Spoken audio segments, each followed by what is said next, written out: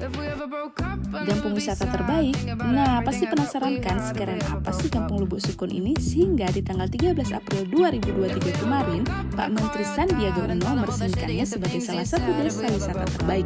Dan ternyata Gampung ini memang menjadi sangat menarik selain karena keindahan alamnya, juga komitmen masyarakatnya untuk memelihara budaya dan adat istiadat setempat.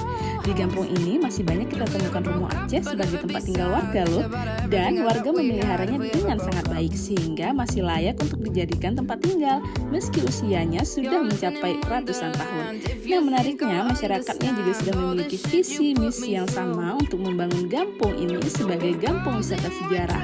Masyarakat setempat juga sudah menyediakan tour guide dan homestay untuk wisatawan yang ingin melancong dan belajar sejarah Aceh di sini.